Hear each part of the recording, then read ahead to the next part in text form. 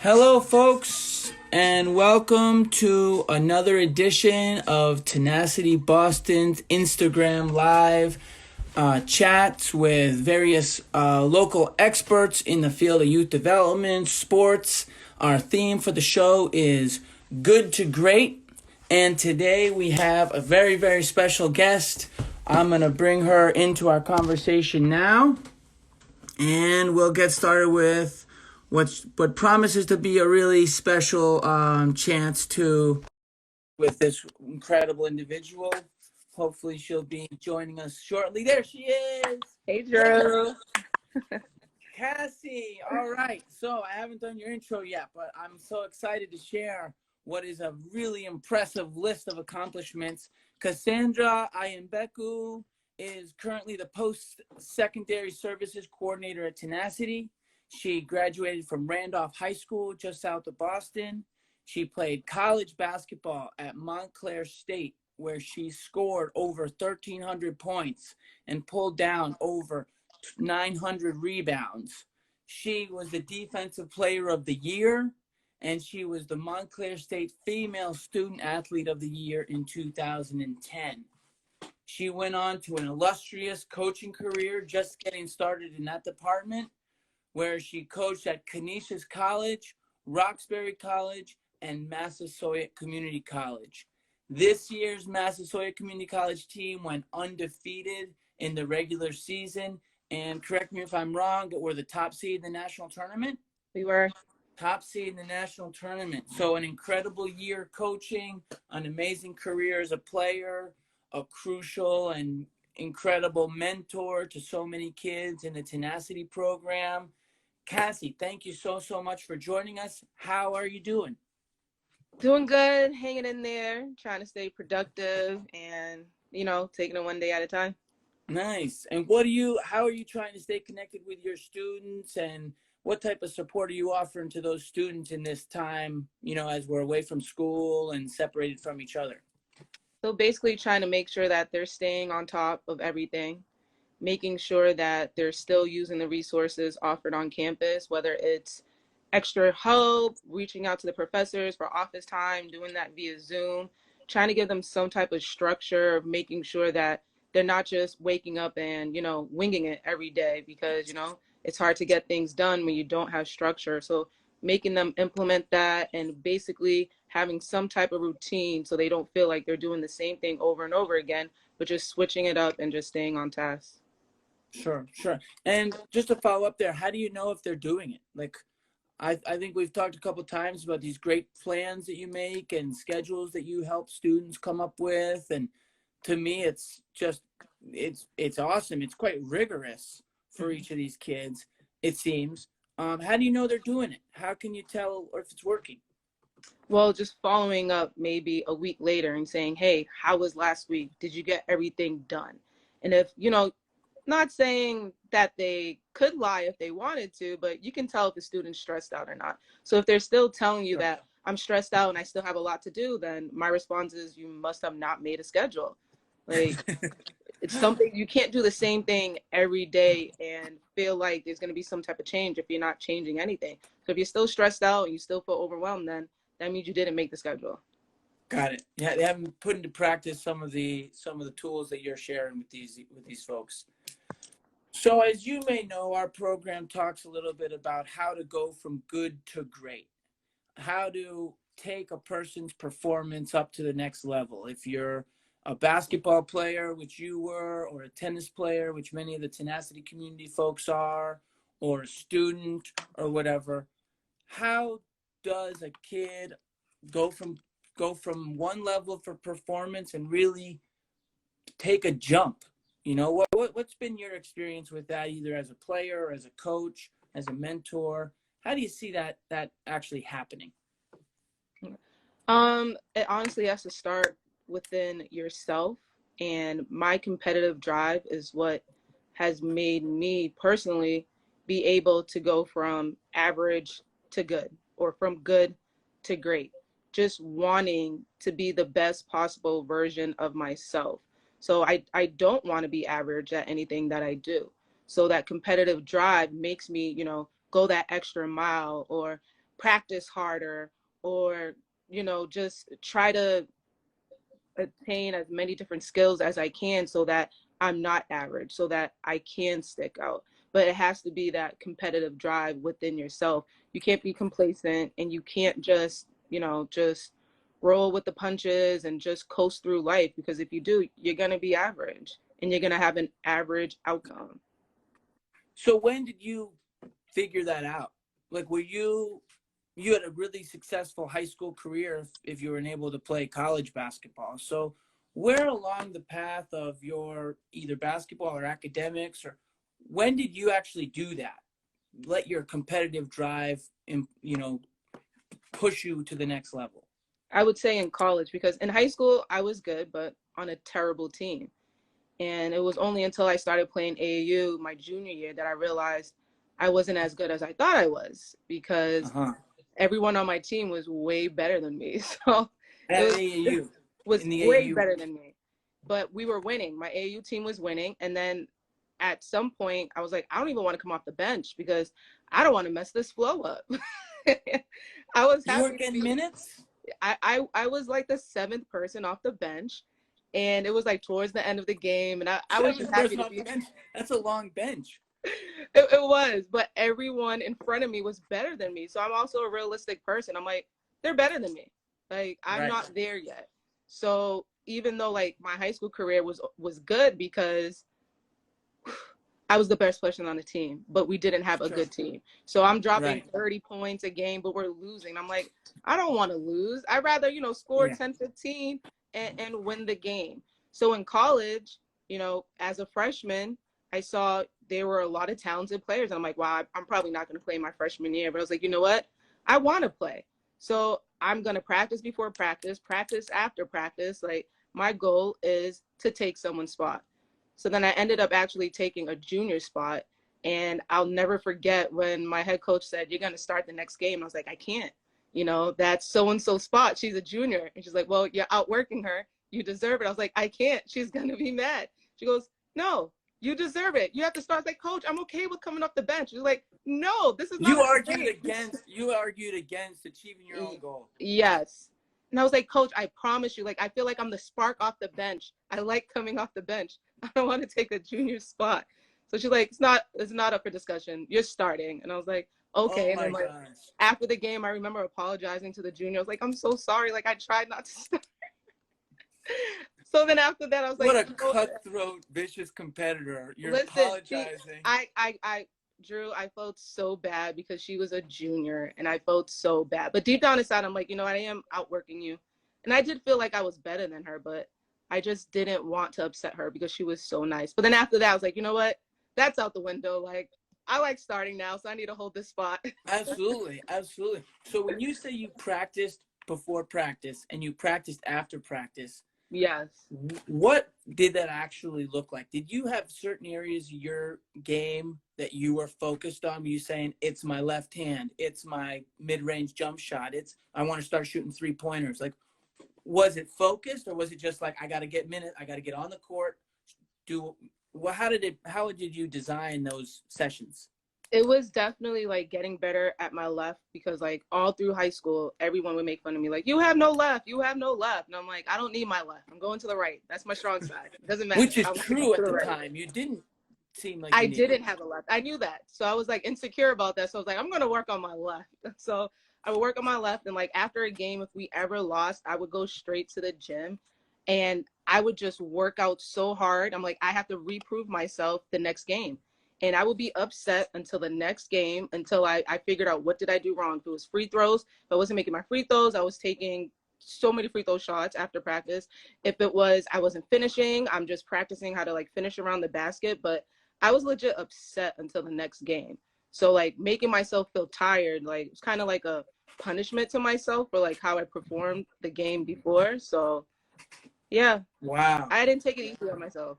That's clear. That's clear. So I want to talk a little bit about your experience also as like a coach and as a mentor. So it sounds like you had, at least in that transition time from say junior year of high school to senior, and you're getting more and more in more competitive situations and then into college, like a real deep desire to achieve, to do better. What if you see a kid that you're working with who doesn't necessarily have that burning desire, willing to put in time before, after practice or class, if that's the case, or yet it's still extremely important to them and to you that they do well? And you know what I mean? Like, so how do you inspire or work with young people so that they can improve, even if it's not necessarily innate burning within them? Mm-hmm. So at the JUCO level, like I've definitely come across a few athletes that we're okay with, we're okay with giving 90% effort. And my whole thing was that if you're in the gym, it needs to be 100%. You're already here giving your time. I understand, like, and usually at that level, you're here for a reason, and that's to move on to the 4-year level. So my question is, why are you here? Why are you here wasting your time if you don't want to move to the next level? Everybody here is trying to move on and get a scholarship to go to school for free. Not a lot of students can be in this situation that you're in right now. They don't have the athletic ability. And my goal as a coach at this level is for you to earn a degree for free. And, I'll go in, and I'm not shy about it. I'll go in about, saying playing Division III JUCO, I have student loans. I promise you, you do not want to have your check and have to give a portion to your student loans. And if you're telling me if I can play a sport that will, stop me from having to pay student loans, I would be silly not to put in the effort right now. And then I preach the listen now, understand later. If you trust me, listen now, and I promise you, I'm not going to steer you in the wrong direction, but you'll understand later. Don't make the mistakes now and then have to fix it, and now you have to backtrack. Listen to me now. 2-3 years down the road, you're going to say, oh, Coach K was right. Thank God I listened. Versus, oh, Coach K was right. I should have listened. Now I have to correct this. And that's what I've seen as a coach throughout all my years, that I'm like, oh, why won't they just listen right now and make this path so much easier versus messing up and having to retry and do it all over again. But you can't force effort. And that's one thing as a coach that you have to be willing to accept. Like, if you're not going to give me 100%, I can't push that out of you. It's within you. I can talk you till, the sun comes down and you're the person that's moving on the court. I can only do so much. It has to be on you. And so, exactly. So, and we've talked about this before, like in our office and stuff. And like, if it were me, and it sounds like if any of us got a chance to go to college for free, boy, that would be such an opportunity. What gets in the way of these players? So it sounds like there's some players who maybe not take you up on exactly what you're saying. Like, why wouldn't they? What gets in the way of their buying in and just following through with what you're kind of laying out as a kind of a pathway to getting them to the next level? It's the same exact things that getting away from a student that's trying to reach that post-secondary success. It's off the court issues, it's family issues, it's friend issues, it's personal issues, and just reminding the athlete or student that you're going to have ups and downs in life forever. It's how you battle these situations to overcome, but everything will pass. And it's like, I'm having a bad day. You're not going to have a bad day forever. You have to be able to still function with having a bad day. As soon as you walk on that court, we're not worried about your bad day. Take care of business for this 2 hours. When you leave, you can go back to your bad day. But guess what? Your bad day is going to come to an end, because tomorrow will be another day. And tomorrow you can, tackle whatever obstacles were happening and just trying to stay positive and taking it one day at a time. And does it work? Do you find that attitude? It works. It works to a certain yes, it works to a certain extent. But to try to like give an example, like if I had a bad day and I'm coming into practice, I'll start it off with, guys, I'm having a bad day. You say that. Yes, guys, I'm having a bad day. But guess what? I just walked into this gym. I'm not going to take it out on you. I'm going to put it behind me. And that's what you need to do. So if you're having a bad day right now, you need to forget about it. You're in the gym. It's all about basketball. If you're having a bad day and you want to talk to me about it after practice, please do. But right now, I need you focused. And that's how it's going to be in the work life. That's how it's going to be when you get older. You can't just not go to work because you have a bad day. You can't just not make deadlines because you have a bad day. So I try to, let them understand that as well. And do you use that same like approach to the kids that you're working with in their academics? You saying you also like bad day, good day, you got work to do? Is it similar, or do you take a different approach there? Absolutely. It's definitely similar. And I have a lot of students who go through that they can't, they're trying to understand like their homework balance versus their social balance at the same time. And, Mm-hmm. having like relationship issues at the college level, and like, oh, I can't do this. I'm too upset because so-and-so made me mad, or so-and-so's talking about me. And I'm just like, Sounds hey, like drama. Sounds like you're managing absolutely. some drama. Absolutely. And it's like, hey, guess what? Your GPA follows you wherever you go. Your GPA doesn't care if you're having a bad day. Okay. So are you going to bomb this assignment or not practice, or not, study for a test because you're having a bad day? You're going to get a bad grade. It's going to affect your GPA. And now the goals that you have set are all going to be affected in the long run because of this one bad day or this one bad situation that's going to eventually end. So you're saying it sounds like there's a bit of taking a step back, getting some perspective, being mentally tough, and saying, yeah, your drama for the day, your issues for today are not as important as the task at hand. Deal with this task, get what you need to get done, and then deal with the rest of your stuff. Is Absolutely. that about right? Absolutely. And just trying to really tell them to think in the long term. Yeah. And it's really hard to tell a young adult to think, 4 years down from here. But I'm like, trust me, when you get there, you will understand. So listen now and understand later. Listen now, understand later.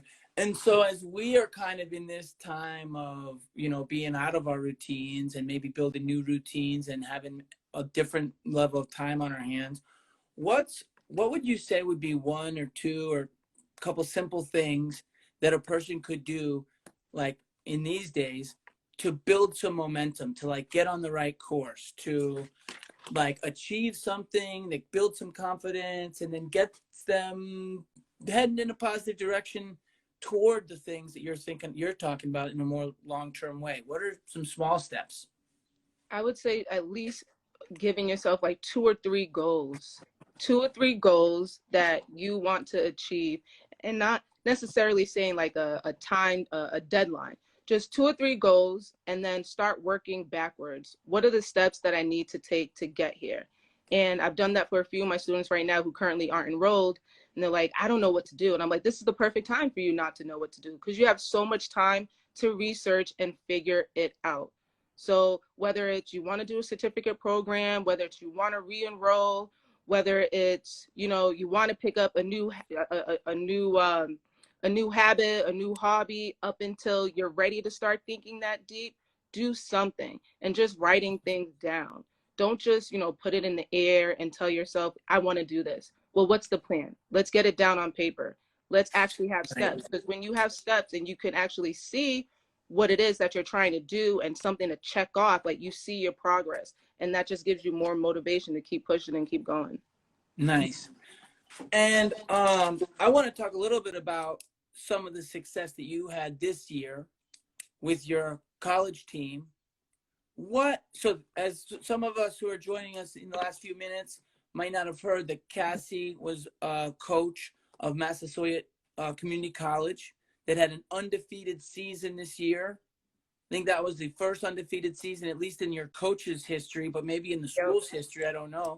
Yes. What went right? What were some of the things that happened to facilitate that incredible success? That's a great story of good to great. So what were some of the things that clicked with that team? Honestly, we had 7 players and all of them got along. And that's the biggest key. So team chemistry was awesome. 7 players.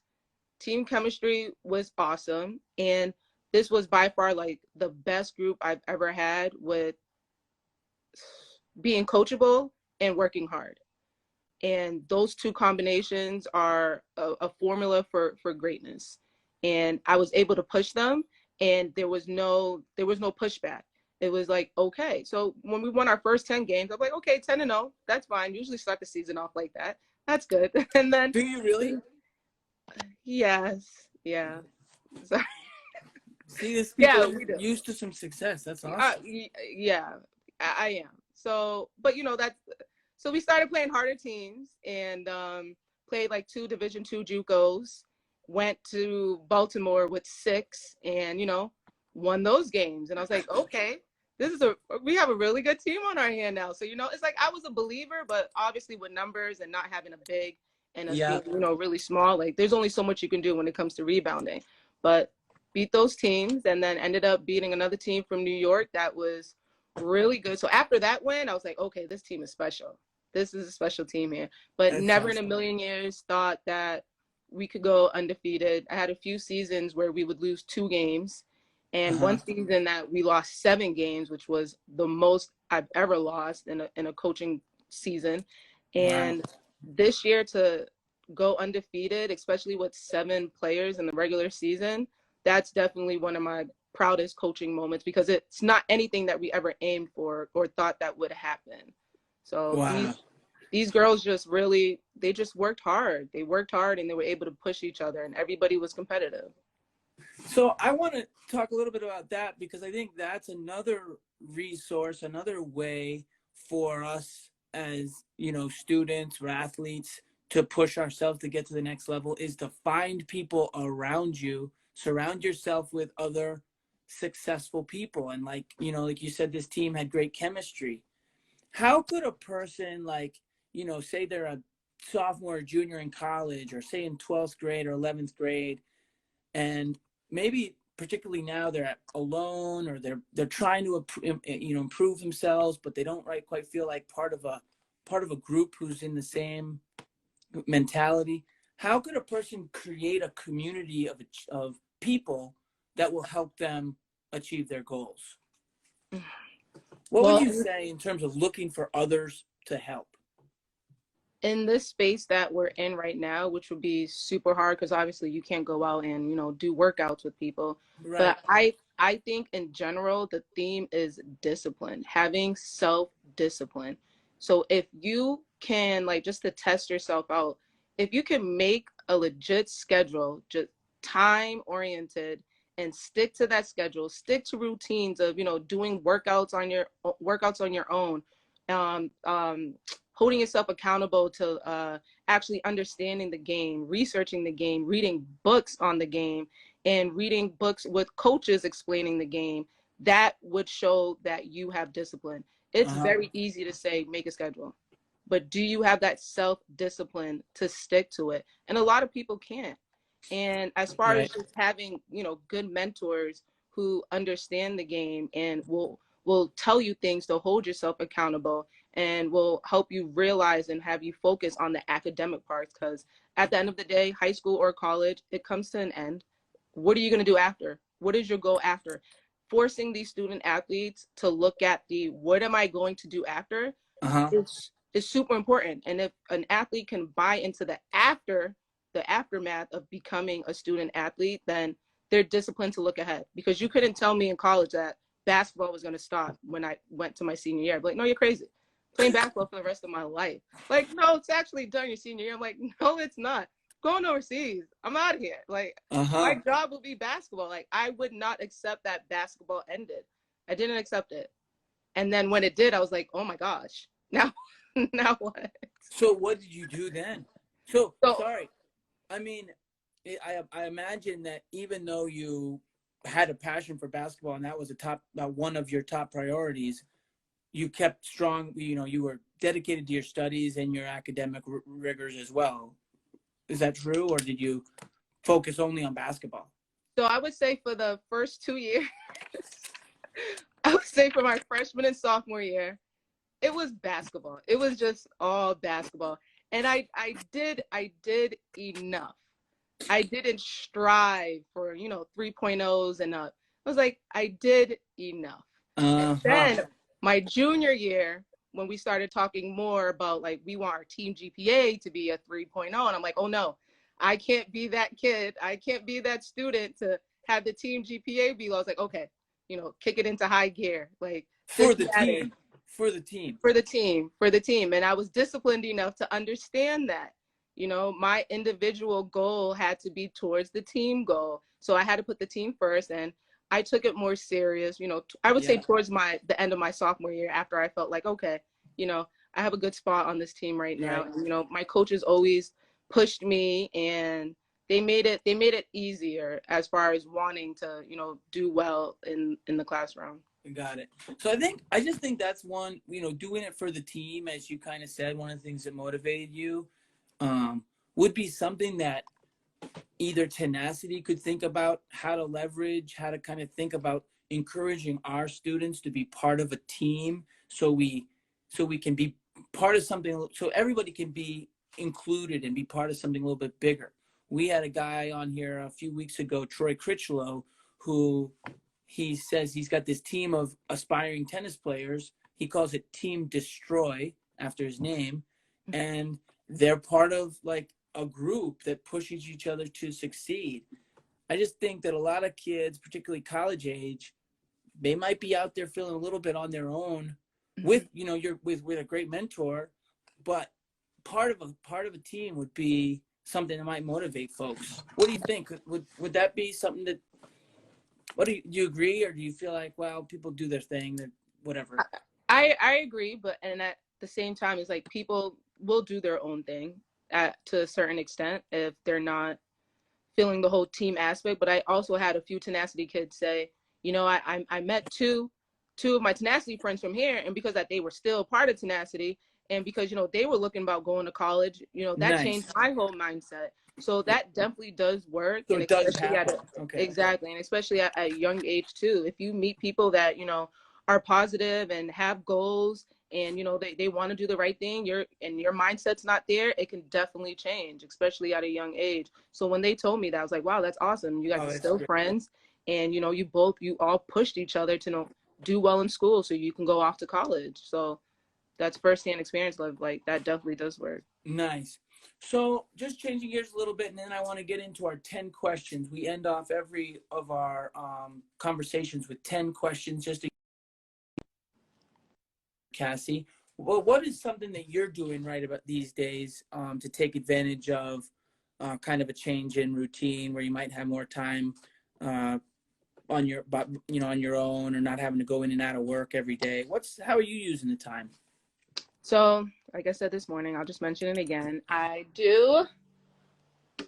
picked up the guitar.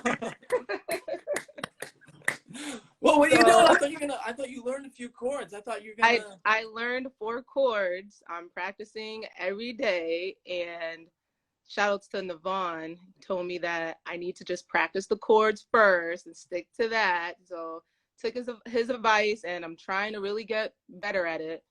And just like I said, having some type of structure. My goal is to do 3 activities every day. So if it's whether I'm playing the guitar, reading 1 chapter minimum, or going on a walk, like I have to do all 3. If it's raining, I'll just do one of the activities again. But Right.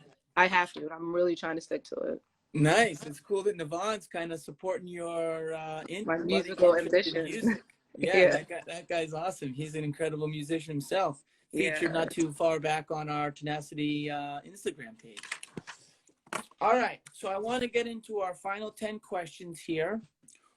Starting off, what's one thing that you miss most about visiting with the kids, to get to be around with the students? Something you miss most? I would definitely say just the meetings in general at UMass Boston, and the different characters and students that I have that would make me laugh. And for some reason, they love to not say prank me, but when I'm saying, how are things going? How are classes? They love to say, miserable. I'm stressed. I can't do it. I'm going to withdraw. And I'm like, what? Just playing, just playing. I'm like, these aren't good jokes, guys. Like, why? Alfredo, call you out, Alfredo. Alfredo loves to do that to me, and you know, make me panic. Like, what can I do? Do you really need help? I was like, I'm just playing, relax. Oh, getting a rise out of you, Kassy. Well done. Good job. So this may be this. You may have already answered question number 2, but what's a behavior in students that's a pet peeve of yours? What's something that you see in kids that you're like, oh my God, how many times do I have to tell you? Please don't do that. That's not what we're about. Whatever. What's the pet peeve that you've had for the kids? I wouldn't say please don't. Well, it's not really like an action. It's one thing that they should know. Holds, how to view your holds on your account. So if you're a junior and I ask you, do you have any holds on your account? And you're like, how do I do that? And I'm like, how did you make it to your junior year? You don't know how to check your holds. Like, that drives me. So pardon my ignorance, but what's a hold? A hold will prevent you from registering for classes. So it could be you have a balance due, you're missing a document, you need a parking ticket. Yeah, exactly. Like something really important. You need to register for classes. How do you not know if you have any holds? So if any of my upperclassmen say that, it really drives me Check nuts. your holds, guys. Everyone needs to know if they have any holds. All right. What is one of your favorite healthy snacks? What's a healthy snack that you like to enjoy? I'd say oranges. Ooh, oranges. Nice. And what's your favorite and least favorite exercise to do? If you have a routine, like a daily routine where you're going to go out for an exercise, what's the favorite thing to do and your least favorite? Or for back in your basketball days, maybe it's from then. Favorite exercise, I would say anything that has to do with arms. Anything that has to do with arms. So like dumbbells, bench press, anything with arms. The worst exercise, sit-ups. I've cried a few times because I didn't want to do sit-ups. Like I cannot stand sit-ups. I hate nice. All right. And then next question is something that a coach, a teacher, or a mentor said to you that has stuck with you over the years. Okay, super easy. So Coach Harvey, my college coach, I had a meeting with her once, and I was that student that always had holds. Like I always had some type of financial issue. Like I don't know how I'm gonna make it to the next semester. I have a hold on my account. You learned from experiences, clearly. So, and I remember my coach always say, listen, if there's a problem, there's a solution. We're gonna figure this out. And then when I realized I really wanted to coach, after coaching AAU, I had like 2 teams my junior year. I had a conversation with my coach, and she goes, I coach because I want to help young women become successful off the court. Basketball is just extra. And I was just like, oh my gosh, you are an angel. Like, I want to coach.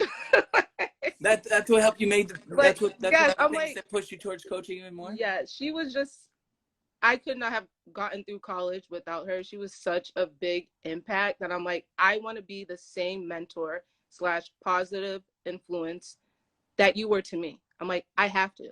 Like, nice. I want to be able to be that person that a kid can look up to and say, you know what? Coach K kept pushing me. She was the reason why I kept going. And she was one of the reasons why I kept going, because she's done so much for me. I did not want to let her down. I'm like, I'm going to graduate. I'm going to get through because you've helped me so much. I owe it to you. Nice. Is it happening? We'll take a digression here. Is it happening? You feel like you're that for people sometimes? Has that happened? I do. I definitely do. Because there's so much off the court issues, especially at the JUCO level. Yeah. It's so easy to quit at that level. You're an adult. You have to pay for rent, you have real bills, you're commuting, you're out of state. Every day you have a really good reason to stop. Yeah, right. Until you're reminded of, why did I come here? What is the end goal? And I'm that constant reminder to let them know. I promise you, get through this 1 or 2 years of, a lot of hard battles, but you're going to reap what you put into at the end. Nice. That's awesome. So is there a famous basketball player, maybe like an NBA player or as another famous player, whose game is similar to yours? Are you like, yeah, I'm like that. I'm like that player. That's my game. That is a good question. For me, ever I'm like been Chris Paul. Chris Paul, Drew? Yeah, I'm like a Chris Paul. I'm really sad that I've never seen you play, but I heard that you're okay. No, you're not. No, you're not. I heard you're okay. That's generous. I would have to go with personality. So I would say Kawhi Leonard, personality-wise, because I just play. Like, there's no extra. Like, I'm not going to talk trash to you on the court. I'm going to play hard, and I'm just going to play my game. And that's it. I don't like, I love quiet players. I love quiet players. There you go. So, like, and I'm a quiet player. I just play, do what I have to do, in and out. And what about in terms, are you like, do you play the 3? I kind of thought you were like a 4. Yeah. So I play the 4. Occasionally would post up, but mostly just like driving to the basket and offensive rebounds. So like a KG maybe. You know, maybe. Yeah, that's it. Yeah. Why not? You know what? Yeah, you're right. You're right, Drew. You're right. Why not? There you go. All right. Is there a TV show, a way that you're kind of something that you do to relax? Is there a show that you're watching on Netflix or on many of these channels that you're soaking up and enjoying while we're on the coronavirus break? I'm not sure if you're gonna know this show, but it's called My 600-Pound Life. No. I love the show because I love to see transformations, and it's like good to great. Or it sounds like okay. Yeah, pretty good. I love to see it. I love to see it. People stuck in their ways, and they have to make this really big change to cut back. And is it about losing weight? Yes, it's a life or death situation. They weigh. You know, I watched a show where one person weighed 782 pounds, and had to go on. Everyone has to go on a 1,200 calorie diet, and it's hard. I tried to do it before, Drew. It was hard. I wouldn't try. That sounds tough. It was hard. That sounds tough. All right, and then finally, are you familiar with that show, The Office? You ever watch that show? I am. Is there a character on that show that you particularly identify with? So it's funny. Backstory is that Kassy and I work together. We're often in the office space together. So I kind of have an idea of who I think she kind of may be like. But who from that show? Or if there's someone from another show, maybe you're not so familiar with that show. Is there another show where you're like a character? Like, yeah. I'm going to humor you, Drew, and we're just going to say Dwight. You want me to be Dwight so bad, so let's just say Dwight. That's been one of the running jokes that Kassy and I have had over the years. Cool. Well, Kassy, thank you so much for joining. It's been awesome to talk to you. I hope you know how big of an impact you're making with kids, with the organization and tenacity. Not only are you really positively influencing the kids on your caseload, the students you work with, but all of us as colleagues.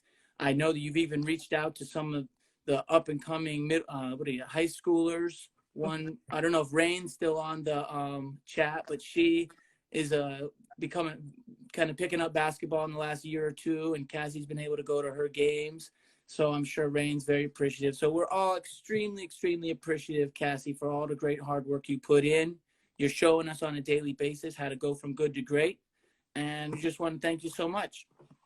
All right. Thank you, Drew. Appreciate the time slot. All right. Guys, thanks again for joining. We'll be back in touch and hopefully have another edition soon. Have a great Monday. All right. Thank you. You too.